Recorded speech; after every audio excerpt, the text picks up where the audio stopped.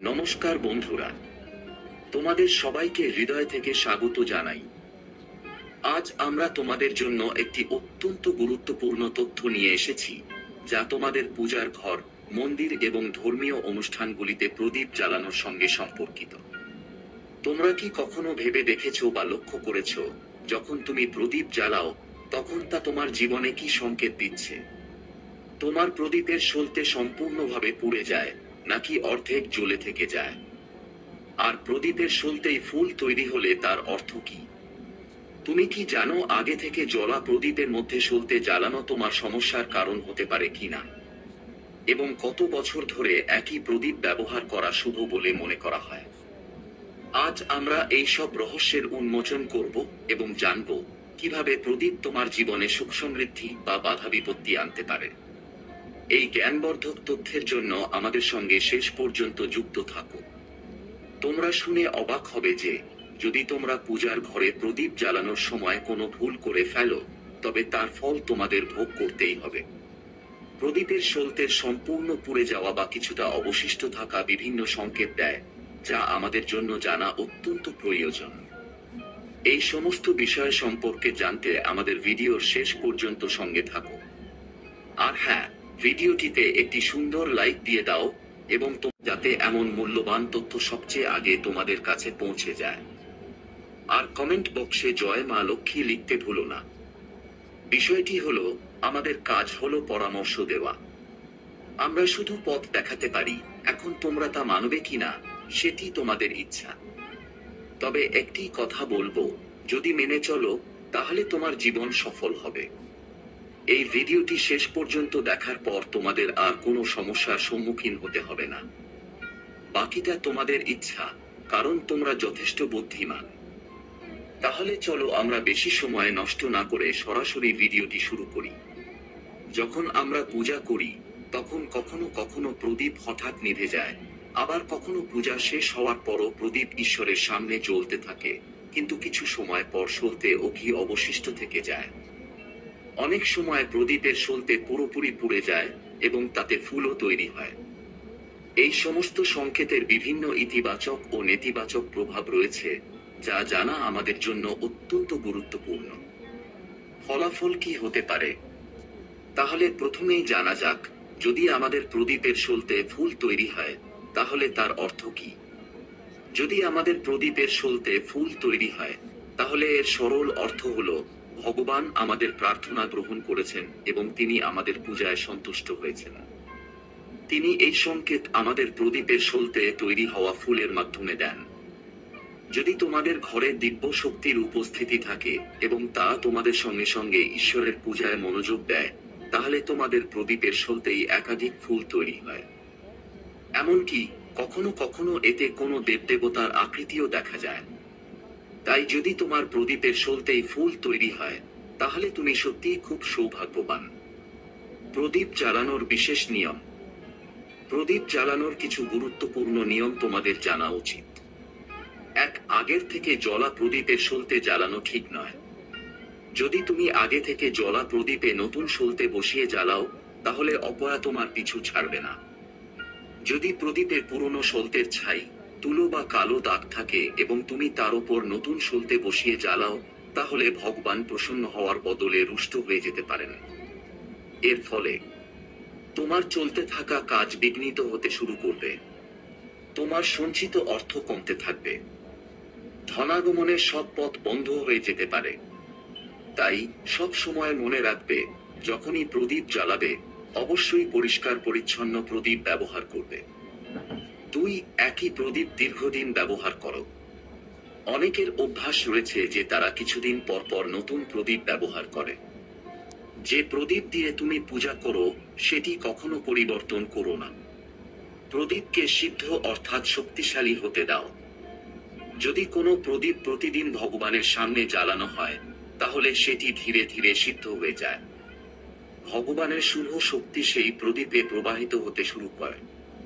যখনই তুমি সেটি জ্বালাবে, তোমার মন ও শরীর উভয়ই পবিত্র হয়ে উঠবে। তাহলে কি করবে? প্রতিদিন একই প্রদীপ পরিষ্কার করো। তারপর তাতে সলতে বসিয়ে জ্বালাও। যতবারই প্রদীপ জ্বালাও, সব সময় সেই একই প্রদীপে সলতে জ্বালাও। কি করবে না?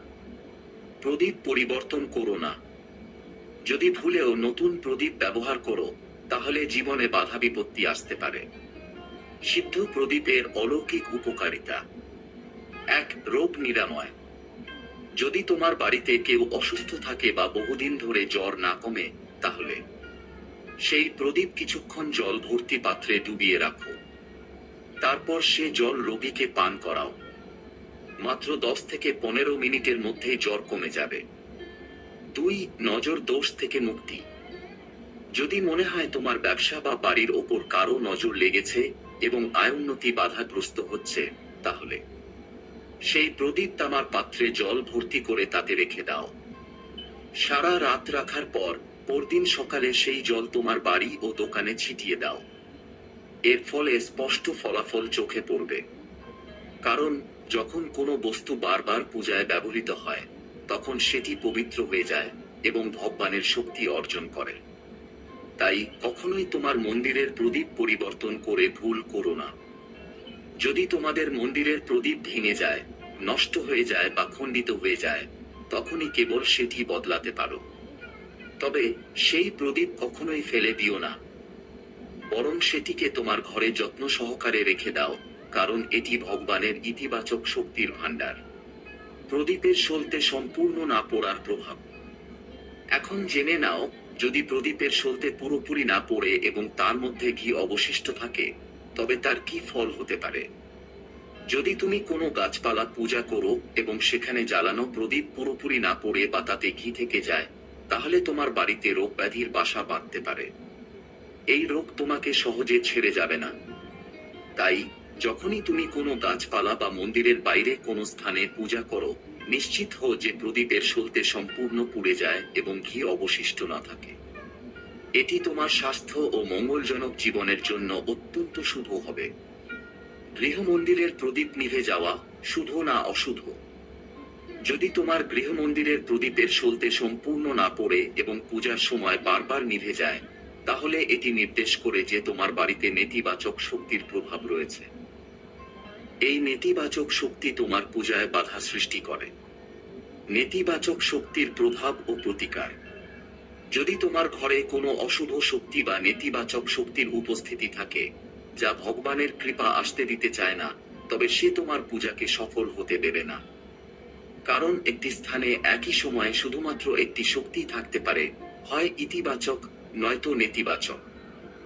অশুভ শক্তিগুলো কখনোই চায় না যে আমাদের ঘরে দেবদেবীর আশীর্বাদ থাকুক। যদি ভগবানের কৃপা আমাদের ঘরে প্রবাহিত হয়, তাহলে এই নেতিবাচক শক্তির প্রভাব কমে যাবে। এই কারণেই নেতিবাচক শক্তিগুলো আমাদের পূজায় বাধা সৃষ্টি করতে চায়। কিভাবে নেতিবাচক শক্তির প্রভাব দূর করবে?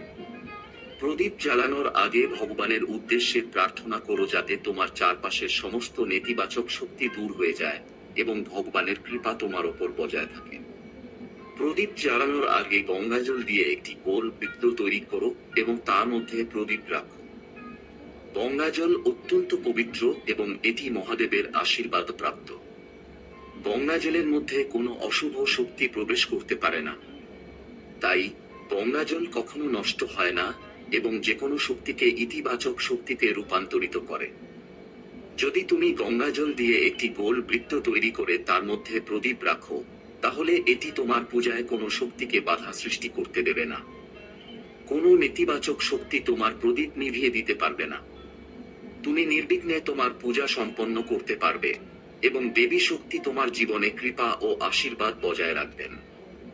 তাই নিয়ম মেনে প্রদীপ জ্বালাও এবং ভগবানের আশীর্বাদ প্রাপ্ত হও। তোমাদের এই ভিডিও কেমন লাগলো তা আমাদের কমেন্টে জানাতে ভুলো না। যদি তুমি মা লক্ষ্মীর প্রকৃত ভক্ত হও, মা লক্ষ্মীর ভালোবাসা, আশীর্বাদ ও কৃপা পেতে চাও এবং চাও যে মা লক্ষ্মী তোমার ঘরে অবস্থান করুন, তাহলে কমেন্ট বক্সে জয় মা লক্ষ্মী লিখতে ভুলো না। এই সমস্ত তথ্য মানুষের আগ্রহের কথা বিবেচনা করে প্রদান করা হয়েছে।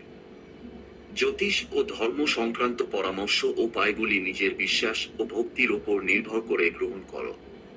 এই ভিডিওর উদ্দেশ্য কেবলমাত্র ভালো পরামর্শ প্রদান করা। আমরা এই বিষয়ে কোনো ধরনের দাবি করি না।